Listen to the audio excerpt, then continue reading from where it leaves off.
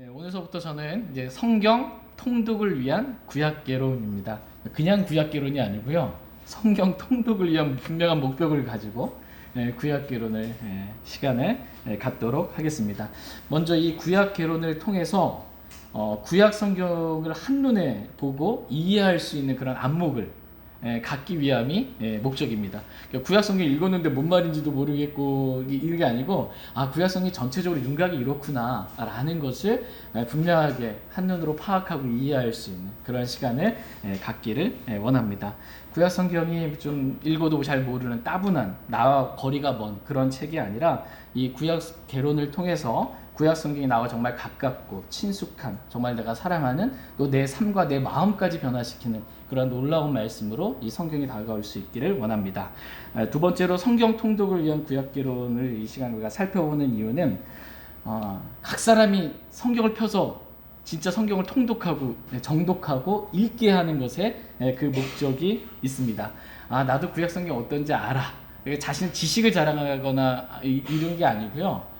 실제로 펴서 하나님 말씀을 읽음으로 그 말씀 안에서 나오는 놀라운 하나님의 영적인 은혜들을 저희가 다 받아 누리기를 원합니다.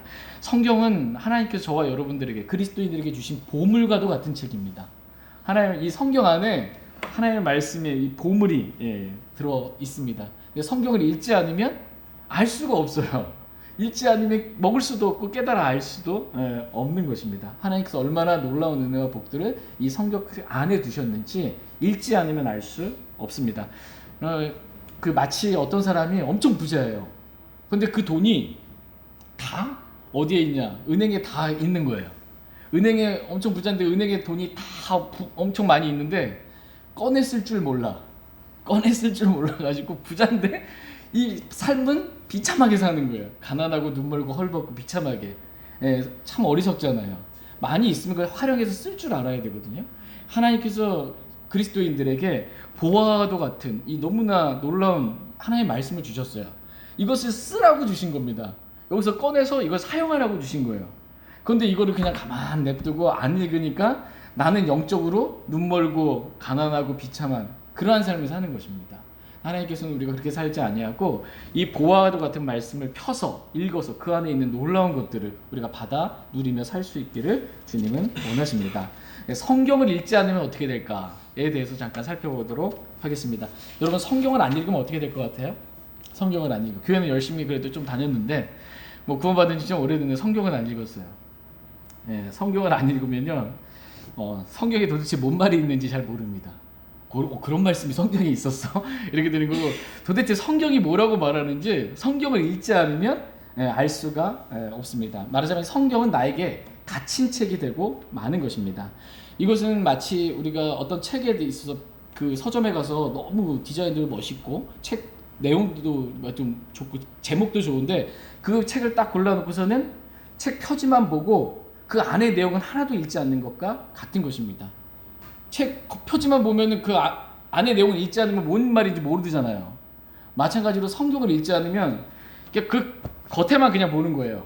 안에 뭔 말이 있는지 아무것도 모르는 것과 같습니다. 또 어떤 사람이 사랑하는 사람이 나한테 편지를 썼어요. 나에게 소중한 사람, 내가 사랑하는 사람이 또 나를 사랑하는 사람이 편지를 썼어요. 여러분 그 연애해 본 적 있으세요? 연애 손편지도 많이 썼는데 지금 이메일로 왔다가 근데 카톡으로 왔다 갔다 하는데 이 손편지를 이렇게 써가지고서는 편지가 너한테 딱 왔어요. 근데 보낸 사람이 내가 사랑하는 사람이야. 내가 나한테 소중한 사람이야. 그럼 그 사람이 딱 해서 나한테 편지를 줬는데 여러분 그 편지 받아들고 어떻게 하실 거예요? 왔구나. 겉에만 보고 말아요? 빨리 뜯어가지고서 안에 볼 거 아니에요.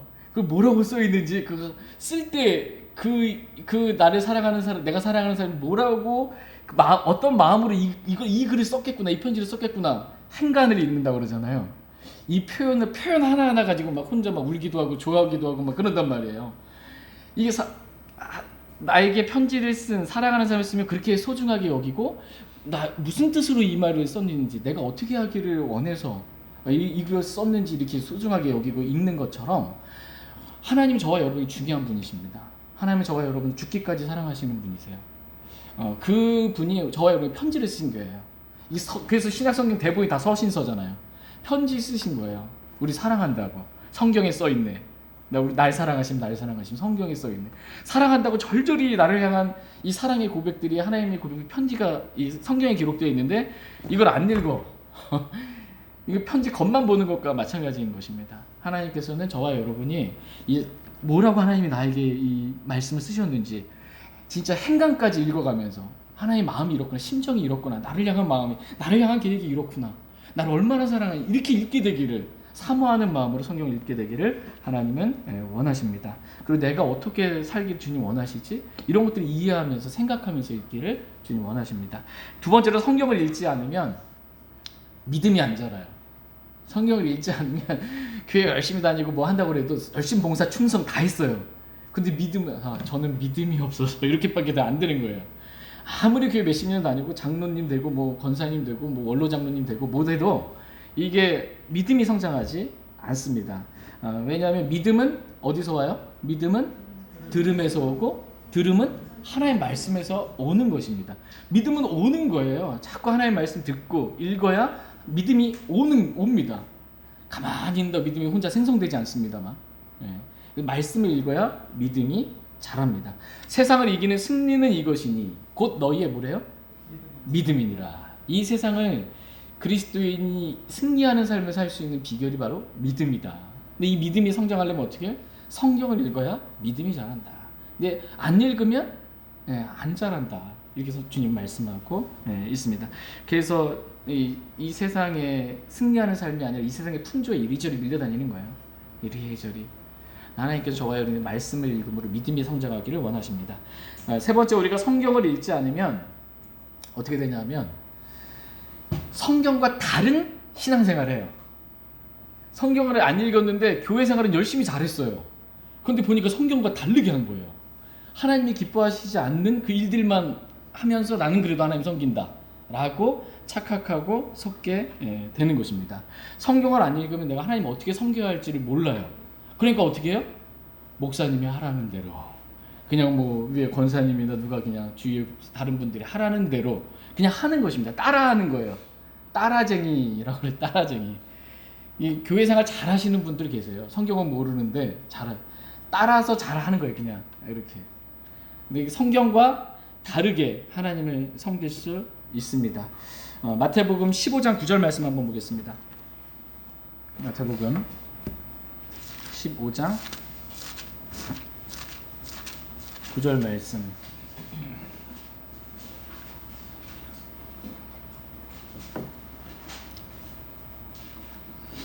마태복음 15장 9절 같이 읽겠습니다. 시작. 그러나 그들이 사람들의 명령들을 교리로 가르치며 내게 헛되이 경배하는도다 하였느니라 하시니라. 성경을 읽지 않으면 사람들이 가르쳐준 대로 이렇게 믿으면 되고 이렇게 하라는 대로 이렇게 하게 되면 결과는 어떻다는 거예요? 헛되이 경배하는 거다. 난 하나님께 경배하고 하나님께 예배하고 하나님께 잘하는 줄 알았는데 이게 헛된 짓이었다라는 거예요. 헛된 짓이었다. 그렇기 때문에 성경을 읽어서 성경이 하라는 대로 그렇게 주님 섬겨야 한다라고 말씀하고 있습니다. 마태복음 4장 한번 보겠습니다. 마태복음 4장. 마귀가 어떻게 예수님을 시험했는지 마태복음 4장 5절 6절 한번 보겠습니다. 5절. 마태복음 4장 5절 6절입니다. 5절 제가 읽겠습니다. 이에 마귀가 그분을 데리고 거룩한 도시로 올라가 성전 꼭대기에 그분을 세우고 그분께 이르되 내가 만일 하나님의 아들이거든 뛰어내리라. 기록된 바 그분께서 자신의 천사들에게 너에 관한 책무를 주시니 그들이 자기 손으로 너를 받들어 언제라도 내 발이 돌에 부딪히지 아니하게 하리라 하였느니라. 네, 성경을 읽지 않으면 이 속임당할 수밖에 없어요. 여기서 보면 한번 그 5절에 보면 마귀가 예수님께 말하는 거잖아요. 그 6절에 보면 그분께 이르되 마귀가 말하는 거 예수님께 내가 만일 하나님의 아들이거든 뛰어내리라 하면서 기록된 바 그러죠. 그럼 성경 구절을 지금 이용하고 있어요. 누가 성경 구절을 이용하고 있어요? 마귀가. 지금 마귀가 성경 구절을 인용하고 있는 거예요. 마귀는 그런 존재입니다. 마귀가 성경 구절을 인용해 가지고서는 그 거룩한 꼭대기, 성전 꼭대기 지금 세우고 뛰어내리라는 거예요. 그러면서 그분께서 자신의 천사들에게 너희에 관한 책무를 주시니 그들이 자기 손으로 너를 받들어 언제라도 내 발이 돌에 부딪히지 아니하게 하리라 라고 시편 91편 11절 12절 말씀을 인용했는데, 마귀가 인용을 했는데 여기 보니까 언제라도 라는 말은 없어요. 네. 마귀가 성경에다 뭔가 더해가지고 인용한 겁니다. 그러니까는 이 말씀은 뭐냐면 이 시편의 이 말씀 언제 성취하는 거냐면 재림 때 성취해요. 재림 때 성취하게 될 구절이 지금 초림 때 육신으로 입고 오신 예수님께 적용하면서 언제라도 너를 받들 거니까 빨리 뛰어내려라. 그럼 네가 하늘의 나라로 들어갈 거다. 이렇게 하는 겁니다. 기록된 말씀을 우리가 읽지 않으면 마귀가 말씀을 집어넣고 빼고 바꾸고 해서 이렇지 않냐라고, 성경이 이렇게 해야 주임 섬기는 거 아니냐라고 했을 때 속을 수밖에 없어요. 내가 안 읽었으니까. 네. 그래서 성경을 읽는 것 되게 중요합니다. 성경을 읽지 않으면 헛되이, 주님 어떻게 섬기는지도 모르고 헛되이 속을 수밖에 없게 된다. 그러면서 나는 하나님께 헌금 드렸고 하나님께 열심 봉사 충성 다했다 생각했는데 실제는 헛되이 경배했다, 헛되이 섬겼다. 그리스도 심판석에서 남는 게 없다. 심지어 구원 받았으면 모르겠는데 교회 수십 년 다녔는데 구원의 복음 또한 다르게 가르쳐줘가지고 구원 못 받고, 제가 이 세상에서 가장 불쌍한 사람 그러면은 수십 년 교회 열심 봉사 충성 다 했는데 지옥 간 사람. 난 제일 불쌍하더라고요, 그분들이. 성경을 읽지 않으면 그렇게 속을 수밖에 없습니다. 그래서 반드시 그리스도인은 성경을 읽어야 한다, 이렇게 말씀하고 있습니다. 네 번째로 우리가 성경을 읽지 않으면 성경 안에 놀라운 영적인 은혜와 보화들이 있습니다. 이것을 읽지 않으면 읽는 자는 깨닫게 돼요. 읽을 때 깨닫게 되리라. 성경이 주는 유익들을 얻게 되는데 안 읽으면 그거 하나도 못 누리는 겁니다. 안 읽으면. 다섯 번째는 우리가 성경을 읽지 않으면 우리는 영원한 영광의 보상을 잃어버리게 됩니다. 디모데후서 2장 5절 말씀 한번 보겠습니다. 디모데후서 2장 5절 말씀.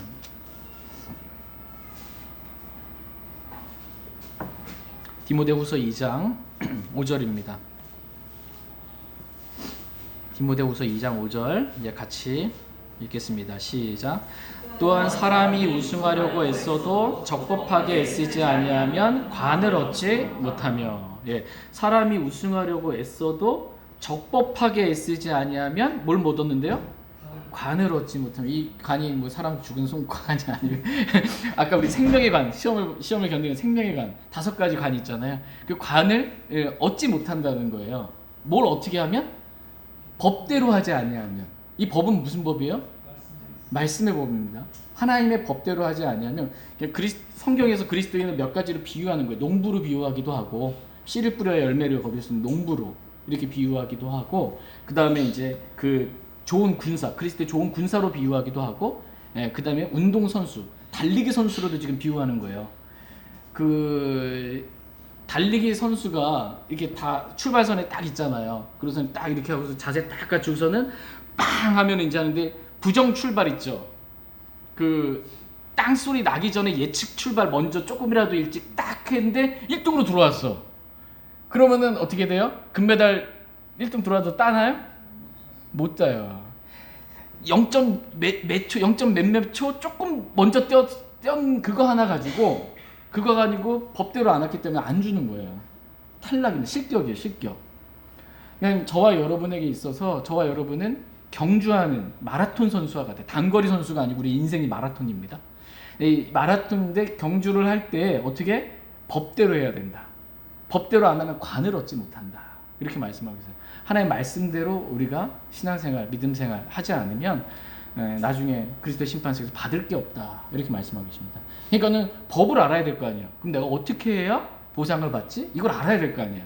근데 그 방법이 성경에 써 있어요. 하나님이 이렇게 하는 사람에게 보상해 주시겠다. 관을 주시겠다.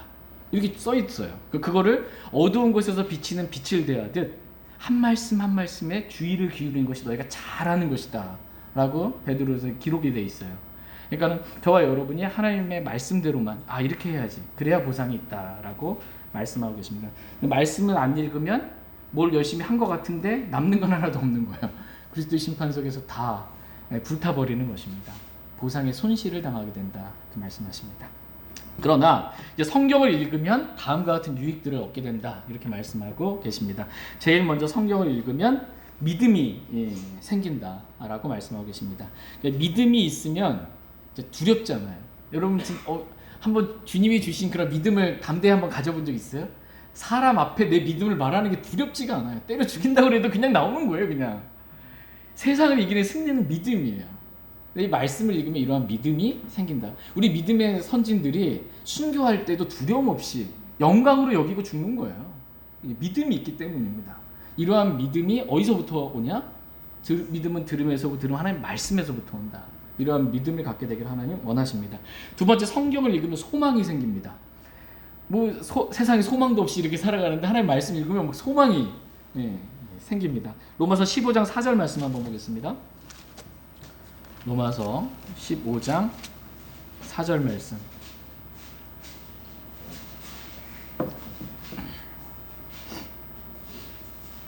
로마서 15장 4절 말씀 보겠습니다. 로마서 15장 4절 같이 읽겠습니다. 시작.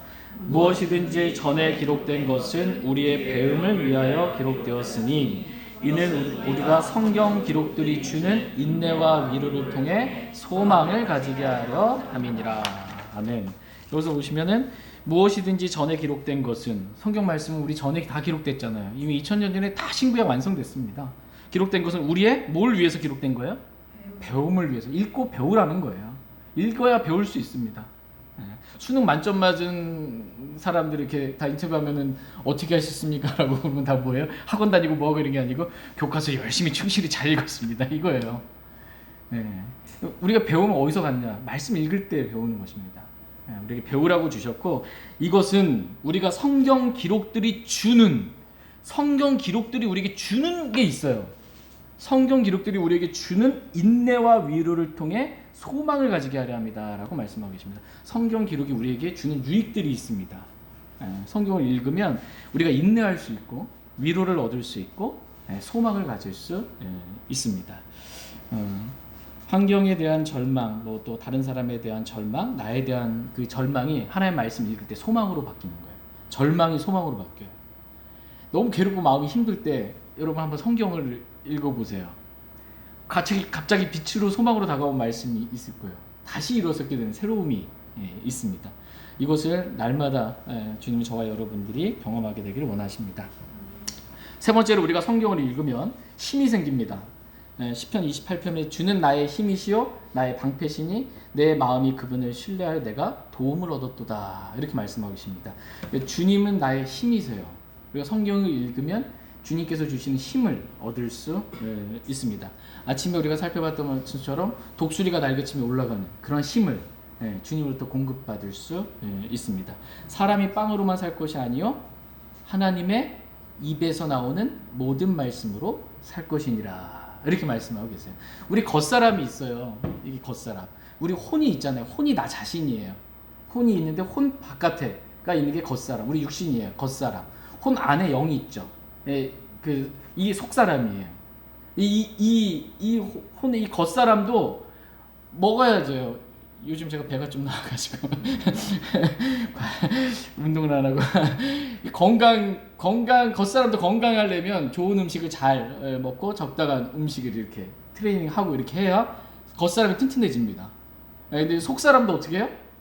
먹어야 돼요. 속사람의 음식이 있어요. 속사람의 음식은 말씀이라는 거예요. 이 말씀 먹어야 속사람이 힘을 내지, 말씀을 안 먹으면 힘이 없습니다. 빼짝 말라가지고 비참하고 가련하고 이렇게 살게 되는 거예요. 속사람의 음식은 성경 말씀인데, 이 성경 말씀은 하나님의 입에서 나온 모든 말씀이에요. 모든 말씀이라고 되어 있어요. 그럼 없음 신약에서 한 2000자는 없어지고 열세 구절은 아예 없고 이런 구절이 아니고 모든 말씀으로 살 것이다. 이게 다 있어야 돼요. 하늘과 땅은 없어도 내 말들은 결코 없어지지 아니하리라. 하나님의 말씀 다 있어요. 마침내 다 성취되는 그 말씀, 우리에게 다 필요한 말씀이다라는 거예요. 그래서 하나님의 영감으로 기록해서 우리에게 주셨습니다. 그러니까 이 성경 말씀은 하나님의 입에서 나온 말씀이니까 이 말씀이 뭐예요? 하나님의 음성이에요. 입에서 나온 게 음성이잖아요. 하나님의 음성입니다. 하나님의 음성이 여기 기록되어 있습니다. 이것을 우리가 먹음으로 힘이 생기기를 주님 원하십니다. 네 번째, 우리가 성경을 읽으면 기쁨이 생깁니다. 주의 법이 나의 기쁨이 되지 아니하였더라면 내가 고난 중에 멸망하였으리다 라는 시편 119편 92절에 이렇게 기록되어 있는데, 주의 법이, 하나님의 말씀 나의 기쁨이 되지 아니하였더라면 내가 고난 중에 멸망했을 거다. 너무 고난은 많은데 말씀이 나의 기쁨이 안 됐더라면 난 멸망했을 거다. 이렇게 시편 기자가 고백하고 있습니다. 그러니까 하나님의 말씀 읽을 때 기쁨과 마음의 즐거움이 있다라고 이렇게 말씀하고 있어요. 읽을 때 하나님의 말씀으로 인한 기쁨과 마음의 즐거움이 있습니다. 다섯 번째로, 우리가 성경을 읽으면 평안을 얻게 됩니다. 시편 119편 말씀 한번 보겠습니다. 시편 119편 165절 말씀.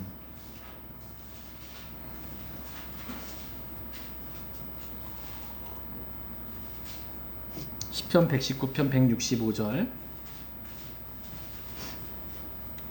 같이 165절 말씀 같이 읽겠습니다. 시작. 주의 법을 사랑하는 자들에게는 큰 평안이 있나니 아무것도 그들을 실족하게 하지 못하리이다. 아멘. 주의 법을 사랑하는 자들에게는 뭐가 있대요? 큰 평안이 있다. 이렇게 말씀하고 있습니다. 정말 뭐 직장 일로 무슨 일로 너무나 힘들고 마음에 평안이 없는데 하나님의 말씀을 사모하는 자들에게 큰 평안이 있다. 나의 평안을 주노니, 주님의 하나님이 주시는 평안이 있는 거예요. 그 평안이 있으면 여기서 보면은 아무것도 그들을 실족하게 하지 못하리이다. 이렇게 말씀하고 계세요.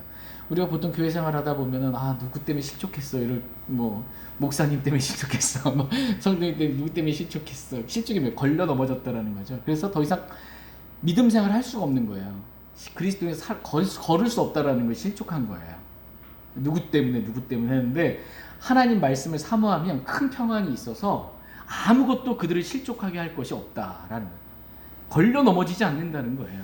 누가 뭐라고 해도 말씀만 내가 사모하면 걸려 넘어지지 않고 계속해서 믿음 생활 갈 수 있다라는 거예요. 근데 누구 때문에 실족했어? 그러면 이유는 뭐예요? 말씀을 안 받고 말씀을 사모하지 않아서 내 마음에 평안이 없어서 실족한 겁니다. 그러니까는 누구 때문에 실족했어라고 그 사람 탓할 게 아니고, 내가 실족했으면은 회개해야 돼요. 회개해야 돼요. 왜요? 내가 하나님 말씀 사모하지 않았습니다. 말씀 내가 읽지 않았습니다. 그래서 제 마음에 평안이 없어서 누가 말할 때 걸려 넘어졌습니다. 하나님, 저 사람 혼내주세요 이게 아니고, 하나님 제가 말씀을 사모하지 않은 것 용서해 주세요 라고 회개해야 합니다. 믿음 생활하는데 하나님 말씀만 사모하면요, 걸려 넘어질 거 아무것도 없습니다. 하나님 말씀 사모하면, 읽으면 평안을 얻습니다. 여섯 번째로, 우리가 성경을 읽으면 위로를 받습니다. 시편 119편 50절 한번 보겠습니다.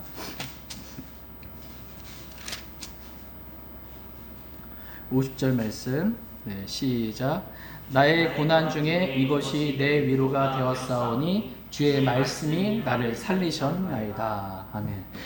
정말 여러 가지 상황과 환경과 어떤 일들에 의해서 죽을 것 같은 거예요. 죽을 것 같은데 주의 말씀이 나를 살리셨나이다. 지금 이렇게 하나님 말씀이 우리를 살립니다.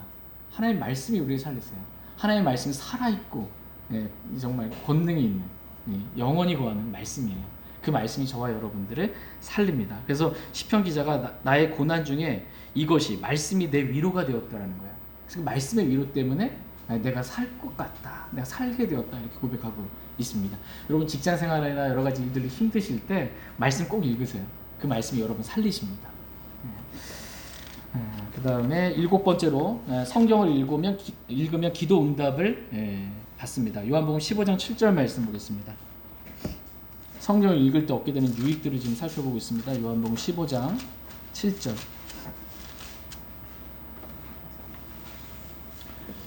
요한복음 15장 7절입니다. 같이 요한복음 15장 7절 같이 읽겠습니다. 시작. 너희가 내 안에 거하고 내 말들이 너희 안에 거하면 너희가 원하는 바를 구하라. 그러면 그것이 너희에게 이루어지리라. 너희가 내 안에 거하고 내 말들이 너희 안에 거하면, 하나님의 말씀이 우리 안에 거하면 어떻게 하래요? 너희가 원하는 바를 구하라라는 것입니다. 기도하라는 거예요. 말씀을 읽고 말씀을 내 안에 거하게 하는 것입니다. 그리고 말씀 붙잡고 말씀대로 기도하는 거예요. 너희가 하나님의 뜻대로 구하면 무엇이든지 하나님이 들어주시겠다고 말씀하고 계세요. 그러니까 기도는 내 뜻을 관철시키기 위해서 하나님께 떼쓰는 게 아니고 하나님의 뜻이 이루어지도록 기도하는 거예요. 그래서 말씀을 붙잡고 하나님이 이렇게 약속하지 않으셨습니까? 이 말씀을 이루어 주십시오라고 하나님의 뜻대로 구하면 응답받는다 이렇게 말씀하고 있습니다. 말씀이 내 안에 거할 때 기도 응답을 잘 받습니다. 저와 여러분들이 올 한 해 기도 응답 많이 받기를 원합니다. 근데 기도 응답 받으려면 어떻게 해야 돼요? 말씀을 읽고 그 말씀을 내 안에 간직해야 돼요. 내 안에 거하고 그 말씀 붙잡고 기도하면 응답이 있습니다. 저희 모두가 이렇게 되기를 원합니다. 8번째로 우리가 성경을 읽으면 하나님의 인도하심을 받을 수 있습니다. 시편 119편 105절 말씀 보겠습니다. 시편 119편 105절 말씀.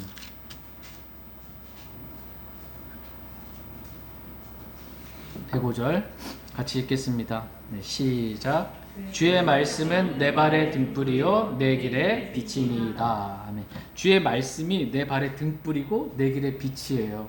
그래서 말씀을 읽으면 내가 한 걸음을 어디로 뛰어야 할지, 어느 길로 가야 할지 주의 말씀이 우리를 인도해 주십니다.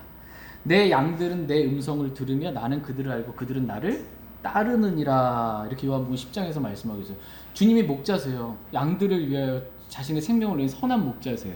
주 예수 그리스도께서 주는 나의 목자신 내게 부족함이 없으리로다. 우리는 주님의 양들이에요. 근데 양들은 주님의 음성을, 목자의 음성을 듣는 거예요.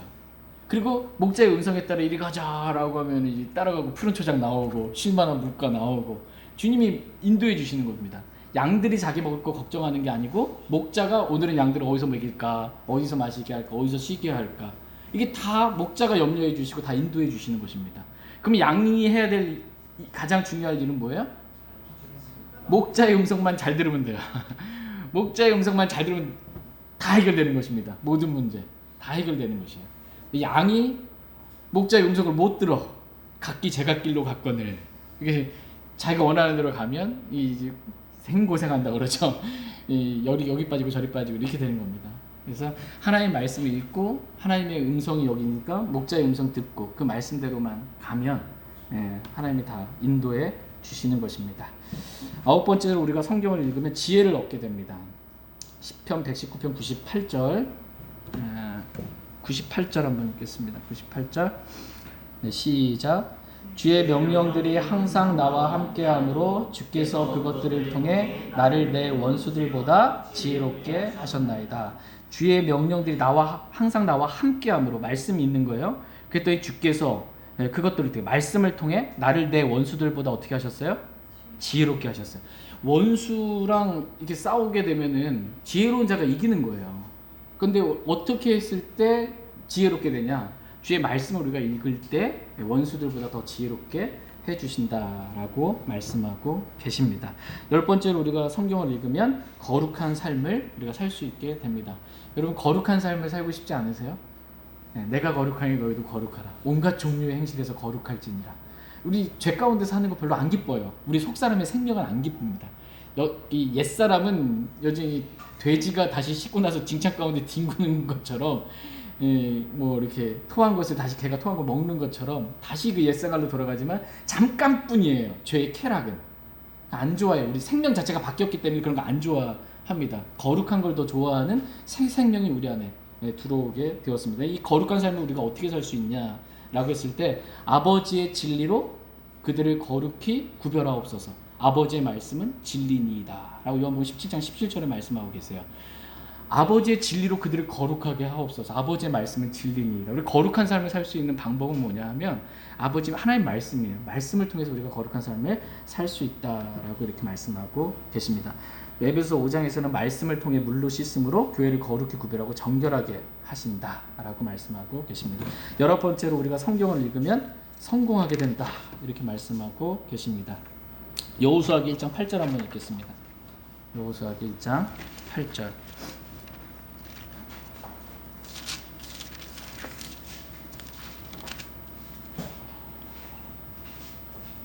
여호수아기 1장 8절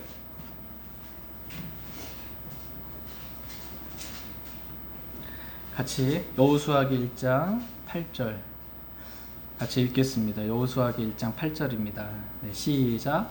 너는 이 율법책을 내 입에서 떠나지 말게 하며 밤낮으로 그것을 묵상하여 그 안에 기록된 모든 것을 따라 지켜 행하라. 그리하면 내가 내 길을 형통하게 하며 또한 크게 성공하리라. 예. 이 율법책 하나님의 말씀을 내 입에서 떠나지 말라는 게 뭐예요? 입에서 말씀 떠나지 말라. 소리내서 말씀 읽는 겁니다. 소리내서 내 눈에서 떠나지 말게 하라.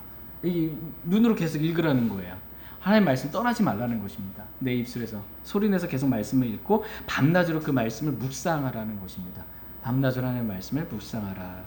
그러면 그 안에 기록된 모든 것 다 지켜 행하라. 그리하면 내가 내 길에서 형통하게 되며 또한 크게 성공하리라. 라고 지금 여호수아에게 지금 말씀해주고 있는 것입니다. 크게 성공하는 길이 뭐예요? 하나님 말씀 읽는 거예요. 그 말씀 묵상하는 거고 그 말씀대로 사는 게 크게 성공하는 거예요. 여기서 또 성공의 또 개념이 또 땅에 또 속한 또 이런 복으로 또 생각하지 마시고 영적인 성공으로 천정왕국 영원에서 받게 되는 그런 성공으로 이해하시면 좋겠습니다. 그 밖에도 성경을 읽으면 얻게 되는 유익들이 뭐 영적으로 성장하게 된다, 뭐 생명이 풍성하게 되고 감사가 흘러나오고 말씀 충만이고 성령 충만한 삶으로 이렇게 너무나 많은 그런 성경 읽을 때 얻게 되는 유익들이 있습니다. 이러한 유익들을 저와 여러분들이 올 한 해 충분히 많이 누리며 살아갈 수 있길 원합니다. 이제 본격적으로 제가 이 말씀을 쭉 말씀드려요. 성경을 읽지 않을 때 일어나는 일들, 성경을 읽을 때 얻게 되는 유익들을 말씀만 드리는 이유는 뭐냐면 말씀을 정말 여러분이 펴서 하나님의 말씀을 읽어서 그것으로부터 오는 유익들을 다 받아 누리기를 원하는 마음으로 지금 드리는 거야. 단지 구약개론에서 구약 성경이 이렇구나 이해하고 알았다 이 얘기가 아니고 받아 누리라는 것입니다. 그래서 말씀을 드렸고 이제 본격적으로 성경 통독을 위한 구약개론 이렇게 살펴보도록 하겠습니다. 성경이 총 몇 권이에요? 한 권인데 성경이 66권이 한 권으로 하나님께서 모아주신 거예요. 근데 그 내용이 다 일치하는 거예요. 하나님이 놀랍게 신비롭게 역사해 주신 거예요. 성경은 살아있는 책이고 하나님의 말씀입니다. 성경이 처음 기록된 욥기가 가장 먼저 기록됐다고 해요. 욥기가 주전 2100년, 2000년 뭐 이렇게 욥기. 가장 늦게 기록된 게 신약성경 마지막 책인 요한계시록 AD 96년. 그러면은 주전 BC 2100년에서 96년 정도 AD 96년이니까 2200년 정도의 기간에 40여 명의 성경 기자들이 모세오경, 모세가 기록한 거고, 그렇죠? 다윗, 솔로몬, 막 서로 그죠? 마태, 마가 아무도 못 봤을 거 아니에요. 그 서로 이렇게 서로 각기 세대 자체가 원래 다른 거예요. 2200년이라는 기간 동안에 각자 근데 하나님이 영감을 주셔서 기록한 거예요. 근데 그게 하나로 쫙 모아주신 거예요. 이 신비로운 하나님의 살아있고 영원이고 하는 책입니다. 이 성경 66권으로 이루어져 있고요. 구약 성경은 몇 권이에요? 39권. 신약 성경은 27권. 자, 구간을 여기겠습니다. 39, 27. 네, 39권, 구약 성경 27권. 총 합쳐서 66권으로 이루어져 있습니다. 성경의 총 장수는 몇 장 정도 될까요? 장수 한 장, 창세기 1장서부터 요한계시록 22장 마지막 장까지 이렇게 하면 1189장이에요. 1189장. 1200장이 조금 안 되죠. 1200장이 조금 안 됩니다. 그러니까 하루에 그 20장씩 읽으면 어떻게 되는 거예요? 갑자기 어려운 또 질문을. 어떻게 1200장이 좀 안 돼요. 1200장이 1189장 이렇게 되어 있고 구약 성경은 929장. 구약 성경 929장, 신약 성경은 260장. 구약 성경이 신약보다 한 3배 정도 이렇게 장수가 좀 더 많습니다. 성경의 총절은 31,102구절로 이루어져 있습니다. 31,102구절. 짝수죠, 짝수. 31,102구절로 이루어져 있고 구약 성경은 23,145절. 신약 성경은 7,957절. 이렇게 이루어져 있습니다. 성경에서 가장 긴 장은 시편 119편. 우리가 많이 살펴보는 시편 119편. 몇 절까지 있냐? 176절까지 있어요. 성경 한 장이 읽도록 하겠습니다. 176절. 가장 긴 장이 시편 119편인데 시편 119편은 하나님 말씀이 얼마나 놀랍고 위대한지 가장 길게, 가장 자세하게 하나님 말씀이 그렇게 놓으신 것입니다. 성경에서 가장 짧은 장 있어요. 몇 구절로 이루어졌을 것 같아요? 2절. 1절, 2절 끝. 2구절로 이루어진 한 장이에요. 시편 117편입니다. 2구절로 이루어져 있어요. 시편 17편 한번 볼까요? 시편 117.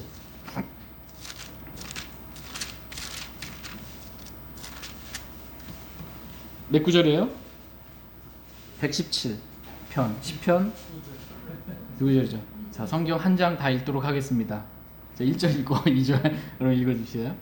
오 너희 모든 민족들아 주를 찬양하라. 너희 모든 백성들아 그분을 찬양할지어다. 우리에게 베푸시는 바 유일히 풍성하신 그분의 친절이 크고 주의 진리가 영원히 지속되는도다. 너희는 주를 찬양하라. 아멘. 성경에서 가장 짧은 장도 지금 뭘 말씀하냐면 주의 진리가 영원토록 지속되는도다. 너희는 주를 찬양하라. 가장 긴 장도 하나님 말씀에 대해서 기록하고 있고 가장 짧은 장도 하나님 말씀이 위대함, 그 진리의 말씀에 대해서 찬양할 것에 대해서 기록해주고 있습니다. 성경에서 그럼 가장 가운데 있는 절은 뭘까요? 가장 가운데 31,102구절이니까 한 절은 아닌 거예요. 두 절이 홀수가 아니니까 가운데 절이 한 절이 될 수가 없고 두 절이 되는데 시편 103편 1절 2절이에요. 시편 103편 1절 한번 보겠습니다. 시편 103편 1절 2절 말씀 1절 말씀 제가 먼저 읽겠습니다.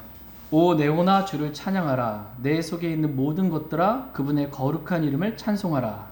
오 네오나 주를 찬송하며 그분의 모든 은택을 잊지 말지어다. 주를 찬송하며 그분의 모든 은택을 잊지 말지어다. 절대로 잊지 말아라. 주님의 은택, 하나님의 은택이 성경에 기록되어 있어요. 성경에 기록되어 있는 이 하나님의 은택을 잊지 말아라. 말씀 잊지 말아라 라는 것입니다. 그러니까 성경의 가장 긴 장도 가장 짧은 장도 가장 가운데 있는 말씀도 다 하나님 말씀을 잊지 말 것에 대해서 지금 계속해서 말씀해주고 계십니다. 하나님 말씀을 읽는 것, 이게 되게 중요한 거예요. 저와 여러분, 이스라엘 백성이 왜 이스라엘 왕국이 왜 분열하고 왜 그 멸망했을까요? 북왕국, 남왕국 다 멸망하게 된 이유, 하나님 말씀 읽는 것에 실패했기 때문입니다. 이스라엘 왕이 제일 먼저 왕이 됐을 때 제일 먼저 해야 될 일, 신명기에 기록되는 대로 뭐예요? 왕자에 앉거든.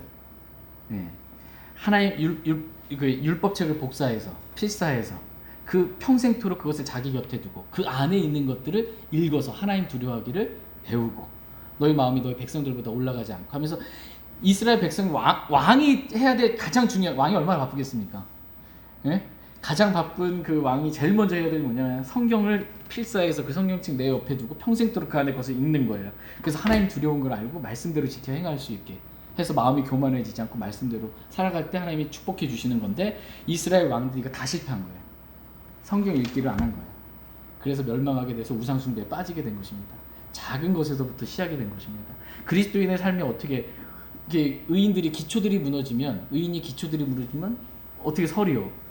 살 수가 없잖아요. 기초가 무너지면 여기 2층입니다. 근데 기초가 무너져 버렸어요. 그리고 어떻게 서 있어요? 그리스도인에게서 기초는 성경 읽기와 기도예요. 이거 무너져 버리면 그리스도인의 삶을 제대로 살아갈 수가 없습니다. 그래서 하나님의 말씀에 대해서 계속해서 강조하고 있습니다. 구약 성경을 한눈에 볼 수 있는 이 방법 가운데 연대기적인 순서로, 연대기적인 흐름으로 보는 방법이 있습니다.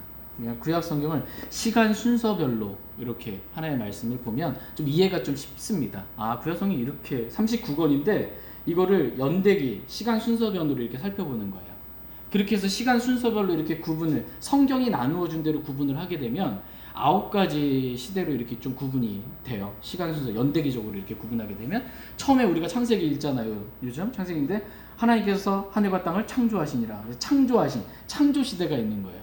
이 창조 시대가 창세기 1장서부터 11장까지 이렇게 창조 시대가 이렇게 되는 겁니다.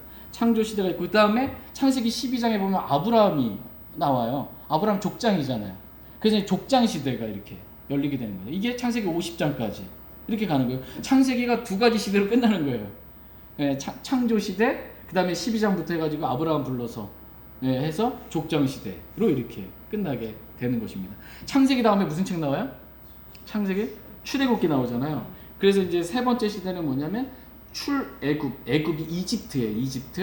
이집트의 그 요셉이 그 노예로 팔려간 장면, 그렇게 이제 창세기 후반부에 이렇게 쭉 나오잖아요. 그래서 총리가 되는, 그래서는 이제 요셉을 알지 못하는 새 왕이 일어나게 돼가지고선 출애굽할 때 당시의 상황, 얼마나 비참하게 힘들게 노예 생활을 이렇게 했는지 거기서 출애굽하면서 쭉 나오는 겁니다. 그리고서는 이제 그 출애굽기 12장에서 이제 6월절 때 이제 나오잖아요.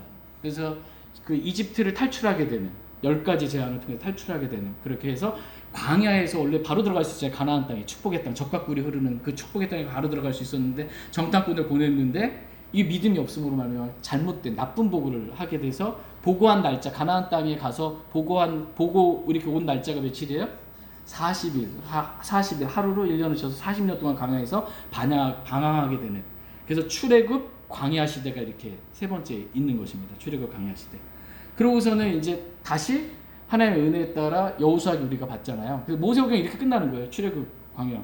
여호수아잖아요. 여호수아기 이렇게 가서 가나안 땅을 정복하게 되는 정복 시대가 이렇게 있게 되는 것이고, 그다음에 여러분 사사기 재판관 시대가 이렇게 있게 되고, 그다음에 우리도 다른 민족들처럼 왕을 주소서라고 해가지고 왕이 세워지게 되는 왕국 시대가 있게 되는 것이고, 이 왕국 시대가 왕이 분열되는 분열왕국 시대가 이렇게 남왕국 또 북왕국 이렇게 분열왕국 되는 것이고, 결국 멸망해가지고 포로로 이렇게 잡혀가고 다시 주님의 은혜 가운데 귀환하게 되는 귀환 시대, 이렇게 9가지 이해되시죠?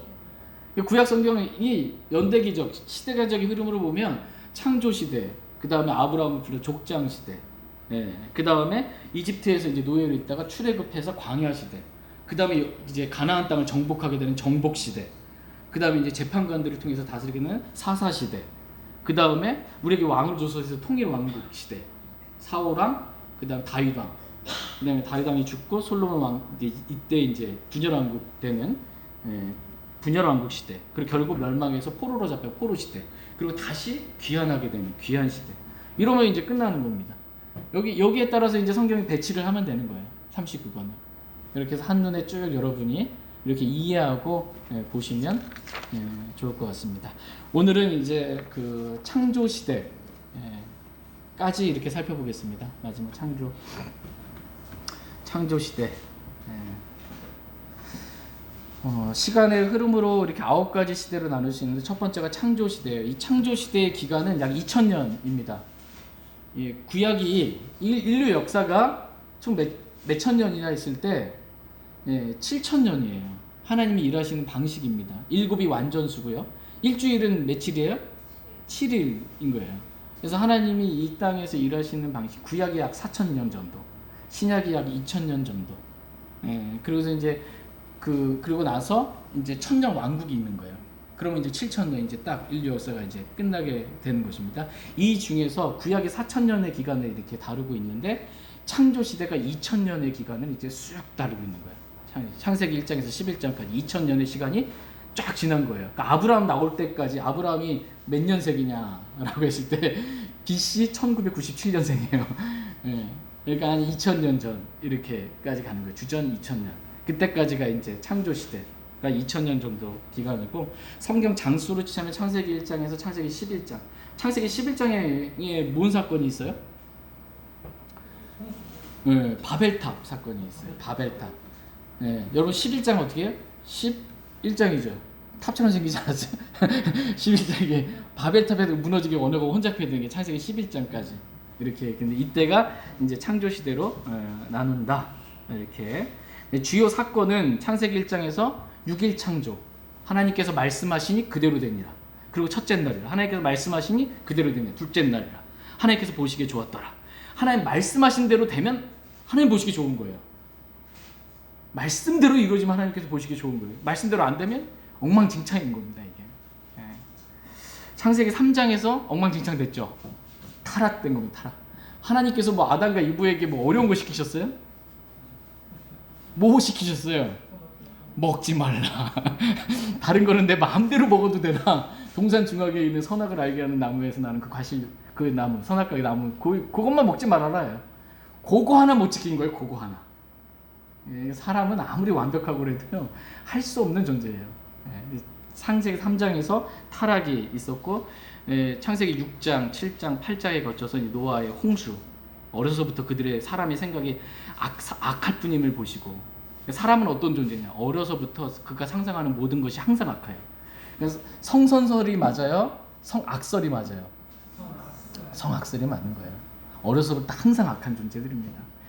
이 세상에서 가장 더럽고 극도로 사악한 게 뭐예요? 사람의 마음이에요. 그 사람의, 하나님 보시니까 이 세상 가장 극도로 이 거짓되고 사악한 거 봤더니 사람의 마음이에요. 그 사람의 마음에 극도로 사악한 것 중에 일부분이 조금 나왔을 뿐이에요. 그랬더니 엄청 더러운 게 나오는 거예요. 조금 나와서 사람 죽이고 돈 때문에 죽이고 막 이렇게 조금 나온 거예요. 근데 그거 상상할 생각한 것이 다 나와버리면 뭐 완전히 난리 나는 거죠.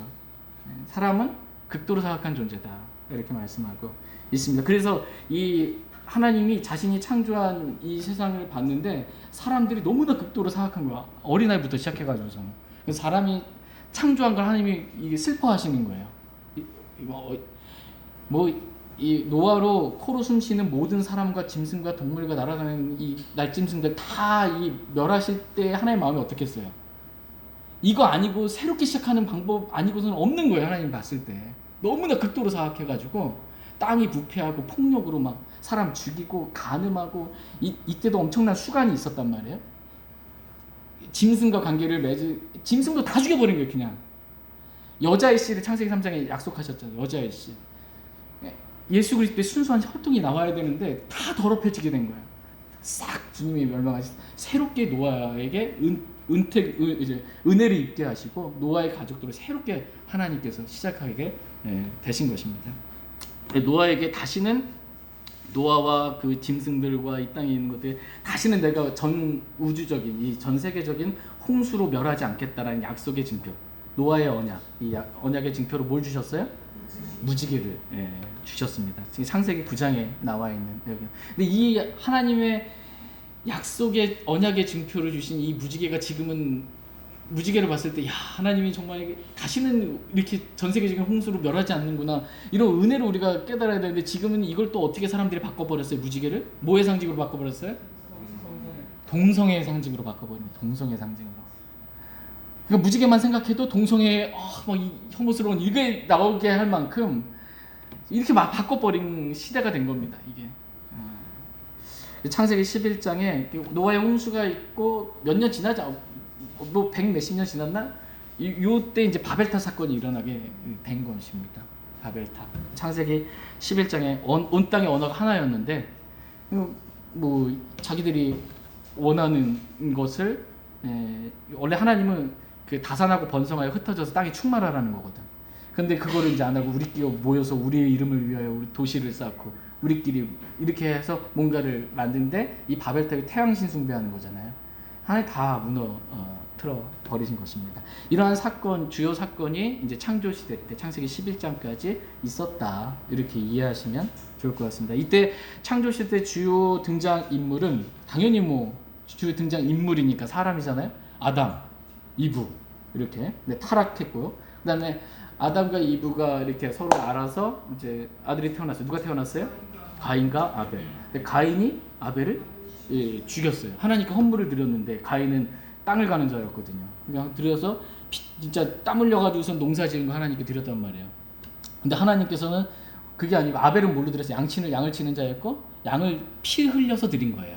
하나님께 드리는 헌물은 피가 있어야 하는 것에 대해서 말씀해 주신 거예요. 아담과 이브가 타락했을 때 하나님께서 그들이 무화과 나무 잎인 가를 가리고 있었을 때 무슨 옷을 입혀주셨어요?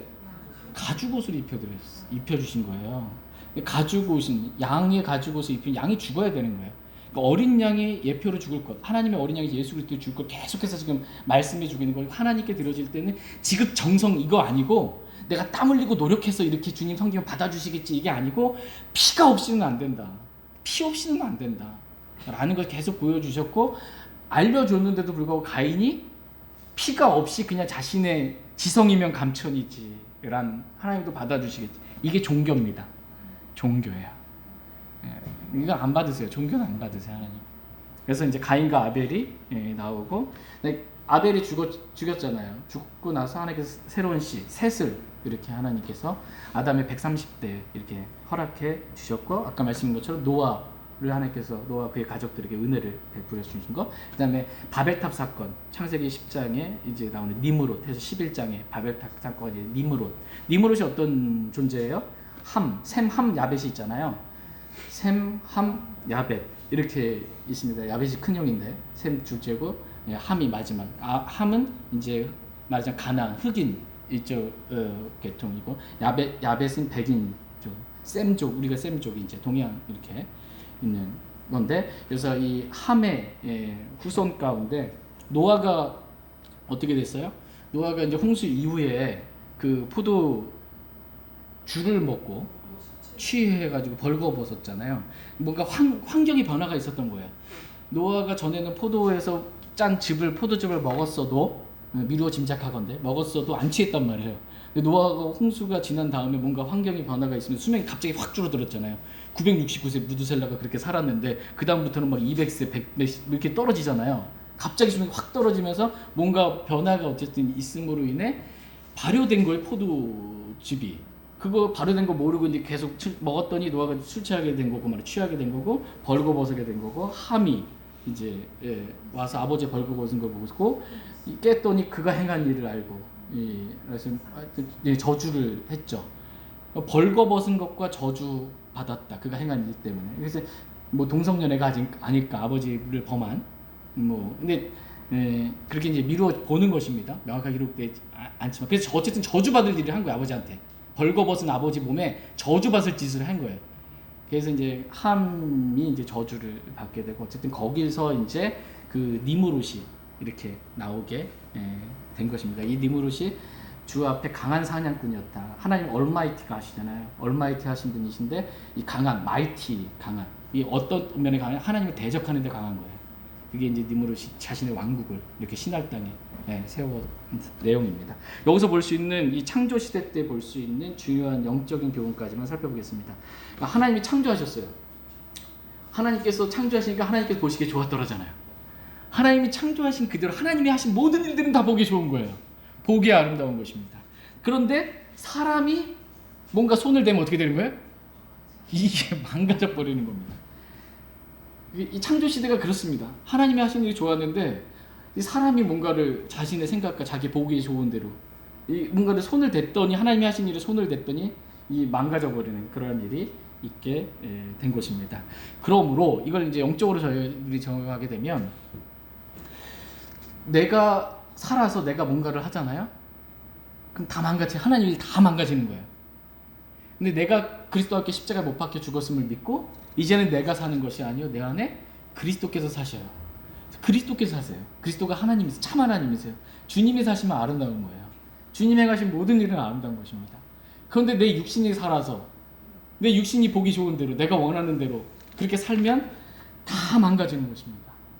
그렇기 때문에 저와 여러분들이 이 창조 시대를 통해서 우리가 영적으로 배울 수 있는 교훈은 뭐냐면, 배움은 내가 내 육신대로, 내가 보기 좋은 대로 그렇게 주님 섬기면 안 되겠구나. 하나님의 일에 내가 손대면, 내가 뭔가 육신으로 잘못하면 안 되는구나. 이걸 배울 수 있길 원합니다.